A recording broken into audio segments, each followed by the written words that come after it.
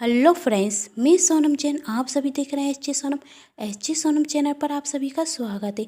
Friends, कहानी शुरू करने से पहले आप सभी से निवेदन करूंगी कि कहानी पूरी जरूर देखिएगा। आप कहानी पूरी देखेंगे तो आपको पसंद भी आएगी। और चैनल को नहीं किया अभी तक सब्सक्राइब तो कर दीजिएगा। मुझे आप सभी के सपोर्ट की बहुत ज़रूरत है। वीडियो को लाइक एंड शेयर भी कर दीजिएगा, इससे मुझे नई नई वीडियो बनाने के लिए प्रेरणा मिलती है। और कमेंट बॉक्स में बताना बिल्कुल नहीं भूलिएगा कि आप सभी को मेरी कहानी कैसी लगती है। चलिए कहानी शुरू करते हैं। खुशी अपनी मंगेतर से फ़ोन पर बातें करते हुए जा रही थी। तभी खुशी के सामने एक ट्रक आ रहा था, लेकिन खुशी का ध्यान उस ट्रक की तरफ गया ही नहीं। खुशी की जान बचाने के लिए एक अनजान औरत उसको धक्का देती, लेकिन वही औरत ट्रक के सामने आ जाती और बहुत बुरी तरह जख्मी हो जाती। खुशी उसे हॉस्पिटल में भर्ती करने के लिए जाती। तभी खुशी के मंगेतर का फ़ोन आता कि तुमसे जितना हो सका तुमने किया, अब तुम घर पर चली जाओ। खुशी घर पर चली जाती, लेकिन उसे ये सोच कर चैन नहीं मिलता कि उसकी वजह से एक निर्दोष औरत का एक्सीडेंट हो गया है। वह भगवान से प्रार्थना कर रही थी वह औरत बहुत जल्द ठीक हो जाए। दूसरे दिन जब सुबह होती तो खुशी की आंखों के सामने वही नज़ारा आ रहा था।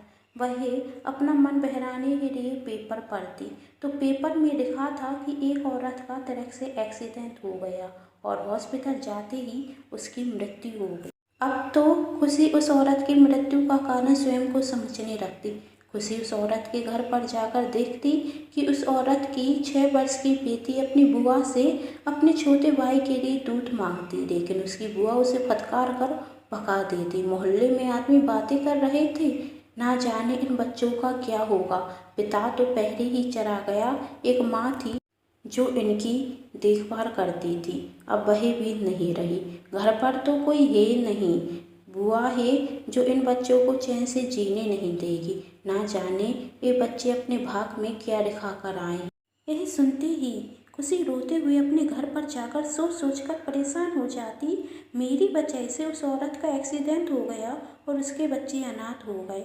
इस सब की जिम्मेदार मैं ही हूँ। खुशी की माँ से बहुत समझाती, जिसके साथ जो होना है वही होता है, इसमें तुम्हारी कोई गलती नहीं। पर खुशी अपने आप को माफ़ नहीं कर पा रही थी। उसका मंगेतर भी कहता कि तुम खुद को दोषी मत समझो, इसमें तुम्हारी कोई गलती नहीं। खुशी अपने मंगेतर से कहती, मैं बच्चों को गोद लूँगी, तभी मेरे पाप का प्रायश्चित होगा। मैं उन बच्चों की ज़िंदगी खराब नहीं कर सकती, तुम मेरा साथ दोगे ना।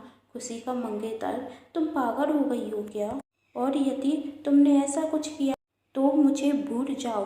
खुशी फ़ोन रख देती और दूसरे दिन ही उन बच्चों के घर जाती और उनकी बुआ से कहती कि मैं इन बच्चों को गोद लेना चाहती हूँ। उनकी बुआ, तुम हो कौन? खुशी, मैं इनकी माँ की दोस्त हूँ और इन बच्चों की जिम्मेदारी लेना चाहती हूँ।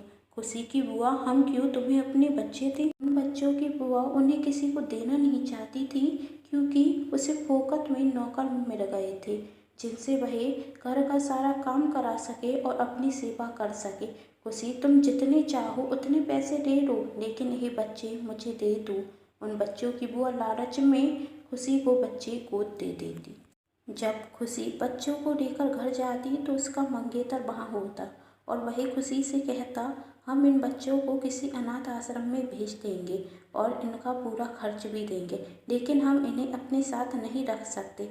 खुशी, मैंने सोच लिया है, मैं इनकी माँ बनकर रहूँगी। तभी खुशी के माता पिता कहते, यदि तुम्हें बिन विवाही माँ बनने का इतना शौक है और इन्हें अपने साथ रखना ही है तो कहीं और जाकर रखो। इनके लिए मेरे इस घर में कोई जगह नहीं, तुम जा सकती हो। खुशी बच्चों के साथ दूसरे शहर में चली जाती, जहाँ पर खुशी का दूसरा जन्म होता, उन बच्चों की माँ के रूप में। खुशी अपनी दोस्त की मदद से एक प्राइवेट कंपनी में जॉब करने लगती और एक किराए का फ्लैट लेकर उन बच्चों के साथ रहती है। खुशी अपनी पूरी सुख त्याग कर उन बच्चों की देखभाल करती, बिल्कुल सगी माँ की तरह। खुशी ने बच्चों को इतना प्यार दिया कि उन्हें कभी अपनी माँ की कमी महसूस ही नहीं हुई और वही बच्चे भी खुशी को माँ ही कहकर पुकारते। और आज 25 साल बाद खुशी की बड़ी बेटी तपस्या एक डॉक्टर है और छोटा बेटा एक इंजीनियर है। आज खुशी की दोस्त खुशी से मिलने आती तो कहती, सच में तुमने वही किया जो कोई और कर ही नहीं सकता था। तुमने 2 अनाथ बच्चों के लिए अपने परिवार को, अपने प्यार को छोड़ दिया। खुशी, आज के बाद उन्हें अनाथ मत कहना, वह मेरे बच्चे हैं और मैं उनकी माँ हूँ। वह मेरा पूरा परिवार है और मैं उनके साथ बहुत खुश हूँ। बस डरती हूँ यदि कभी उन्हें पता चला गया कि उनकी माँ का एक्सीडेंट मेरी वजह से हुआ था तो कहीं वह मुझे छोड़कर तो नहीं चले जाएंगे। आप सभी को क्या लगता है, यदि बच्चों को कभी पता चल गया कि उनकी माँ का एक्सीडेंट खुशी की वजह से हुआ था तो उन्हें छोड़कर जाना चाहिए या नहीं?